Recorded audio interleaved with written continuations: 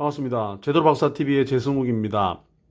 자, 오늘 제대로박사TV에서는 부산 지역의 상권 변화는 무엇 때문에 일어나는지, 상권 변화의 여러 가지 요인들 중에서 가장 핵심적인 내용이라 할 수 있는 지하철, 도시철도의 개통과 부산 지역 상권 변화에 대한 부분들을 전체적으로 한번 살펴보도록 하겠습니다. 저 컴퓨터 화면에 나와 있는 20년 전, 한 30년 전은 되겠죠. 1993년도에 부산의 제1상권은 어디였냐라고 하면 1번 남포동, 2번 서면, 어디였습니까? 네, 맞습니다. 1번 남포동이었습니다. 아마 93년도, 저도 아마 어린 나이였는데, 중학교, 고등학교 때네요. 그때 기억에 친구들끼리 영화를 보러 간다고 했을 때, 거의 우리 부산 사람 대부분은 남포동에 가서 영화를 다 봤습니다. 왜? 다른 데는 영화관이 지금처럼 막 각 지역에 다 있는 것이 아니라 그때는 남포동이라는 곳에 가야지 영화를 볼 수 있던 이런 시절이었습니다. 90년대에는 서면 롯데백화점도 없었고 범일동 현대백화점도 없었고 다른 지역에 백화점도 없는 시기였기 때문에 영화관이 없었습니다. 그래서 유일하게 영화를 볼 수 있는 남포동에 많은 젊은 학생들과 연인들 그리고 영화를 보기 위해서 많은 사람들이 남포동에 갔어야 되었습니다. 그때는 지하철 1호선이 남포동역을 지나가기 때문에 지하철 1호선을 타고 많은 사람들이 그쪽으로 이동을 하게 되었습니다.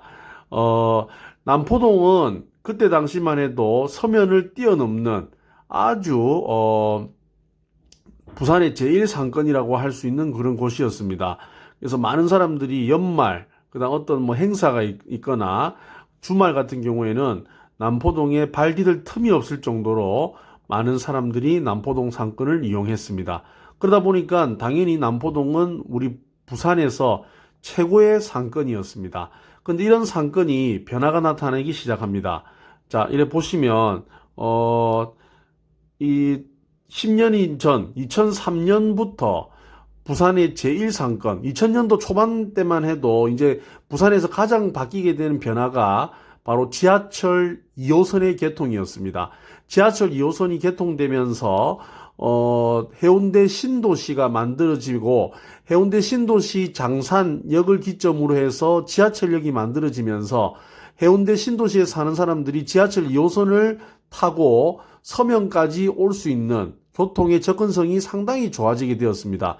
그러다 보니까 예전에 강북동에 집중되었던 상권이 지하철 2호선의 개통과 그다음 서면 롯데백화점이 오픈하면서 상권의 변화가 강북동에서 서면으로 바뀌게 되었습니다. 그 시기가 시작점이 2000년 초반이었습니다. 그래서 부산의 제1상권은 남포동에서 서면으로 바뀌게 되는 역사적 사건들이 만들어지게 되었습니다. 그러니까 지금 그리고 10년 전 지하상가의 월세 기준을 따져보면 이때 10년 전이라고 하는 것은 2020년 전에 10년 전이 아닌 2010년 전에 그러니까 한 2000년 초반대에 지하상가의 그 월세를 보면 남포동은 30만 원에서 100만 원으로 낮아졌고 서면은 한 300만 원까지 높아졌던 그런 역사적 기록이 있습니다. 그러다 보니까 결국 이 제1상권이 남포동에서 서면으로 넘어왔다. 그 이유가 바로 도시철도의 개통이었습니다. 여러분 잘 아시는 도시철도의 개통으로 인해서 이 부산 지역의 상권 변화가 일어난 이유는 바로 지하철 개통과 상권의 변화라는 것을 들 수가 있다 이런 이야기입니다. 자, 여기 노란선 자체가 이제 지하철 1호선이었고요. 지하철 1호선이 있을 때는 남포동에 집중되었던 부분들이 이제는 지하철 여기 특히 서면과 남포동 이렇게 이제 확정이 되면서 지하철 2호선이 만들어지면서 이제 가로로 서면이 연결됩니다. 그러면 지하철 1호선, 2호선이 만나는 유일한 더블 역세권이 서면이 만들어지면서 장산 신도시에 있는 해운대 신도시 사람들이 이제는 남포동까지 멀리 지하철 타고 버스 타고 지하철 타고 남포동까지 가는 게 아니라 지하철 2호선을 타고 서면에 내려서 서면 롯데백화점에서 이제 쇼핑도 하고 영화도 보고 친구들도 만나는 이런 일들이 벌어지면서 남포동 상권은 이제 무너지게 되었다. 이런 이야기를 드리고 싶습니다. 자, 그리고 또 지하철은 계속 연장이 되면서 3호선이 만들어지고 그 다음에 3호선은 또 연산동역이 또 지나가게 되면서 이 3호선은 1호선과도 만나고 2호선과도 만나고 3호선하고 이렇게 연결이 되면서 이 3호선은 특히 우리 부산의 도시철도의 시작을 해서 성장을 하는 아주 큰 역할을 하게 되었던 지하철 3호선이었습니다. 지하철 3호선이 만들어지고 나서 연산동역 상권이 상당히 크게 왕성하게 상권이 활발해졌다. 이런 말씀을 드리고 싶습니다. 그리고 여기는 부산대역이었죠. 그 다음 여기는 동래역으로 해서 또 지하철 4호선이 만들어집니다. 이렇게 동래역과 안평역까지 연결이 되고 안평역에서 지금 정관 신도시까지 지하철을 만들어 달라 또 만들겠다라고 하는 공약이 지금 4.15 총선에 가장 이슈가 지금 되고 있는 게 아마 정관 사람들은 이 안평역에서 들어오는 정관선을 그토록 기다리고 있지 않을까 그렇게 생각하고 있습니다. 그래서 우리 부산의 지하철의 이런 변화들 이런 것들을 살펴볼 수가 있었고요. 그 다음 요게 이제 김해 경전철이 부산하고 연결이 되면서 이제 부산하고 김해가 이제 접근성이 좋아지는 일들이 벌어지게 되었습니다. 김해 경전철이 만들어지고 나서 김해의 집값이 올라갔던 것보다는 부산의 집값이 더 올라갔던 일들이 많이 벌어졌습니다. 왜냐하면 도시와 도시가 지하철이나 도로가 연결이 되면 큰 도시가 작은 도시를 잡아먹는다. 결국 그게 이제 우리 경제학 용어로 규모의 경제라고 하는 것입니다. 김해 50만 인구와 부산의 340만 인구가 연결이 되면서 부산이 김해를 흡수하는 이런 일들이 벌어지고 김해는 이제 부산과의 연결이 가까워지면서 김해 일을 하는 사람이 있다 하더라도 김해 출퇴근을 부산에서도 충분히 할 수 있기 때문에 주거는 부산에서 하고 일은 김해에서 하는 이런 일들도 이렇게 벌어지게 되는 이런 일들이 생기게 되었습니다. 그래서 김해 경전철까지 만들어지게 되었고요. 그 다음은 이제 사상 하단, 지금 한참 공사가 진행 중이고 아마 조만간 개통이 되는 사상 하단 지하철이 도시철도가 만들어집니다. 지하철이 사상 하단 만들어지면 이제 사상역은 이제 지하철 2호선과 김해 경전철 그리고 사상 하단 지하철이 들어오면서 아마 사상은 아마 역세권 중에서는 가장 많은 지하철이 지나가는 초호화 지하철역이 될 가능성이 저는 크다 이래 이야기를 드리고 싶고 그 다음 사상 하단에서부터 이제 공사가 마무리되면 아마 2020년 아마 조금 지나면 하단에서부터 녹산까지 우리 하단 녹산선이라고 하는 이제 명지선도 이제 착공을 하게 될 것입니다. 그러면 그림 밑에 나와 있는 하단에서부터 녹산까지 연결이 되면서 이제 명지 국제 신도시 에코 델타시티가 이제 교통이 불편했던 이런 지역이었는데 이제 지하철이 들어서게 되면서 접근성이 상당히 좋아지는 현상들이 벌어지게 될 가능성이 높다 이래 보시면 되고 앞으로 우리 그 부산의 염원인 국제 신공항 부산의 신공항이 김해 신공항이 될지 가덕도 신공항이 될지는 모르겠지만 결국 도시철도가 개통이 되면 이 명지 국제 신도시는 상당한 상승 가능성이 큰 그런 지역이라고 볼 수가 있고요. 제 개인적인 생각은 하단 녹산선이 만들어지면 하단 상권이 상당히 커질 가능성이 있지 않을까 저는 그렇게 판단하고 있습니다.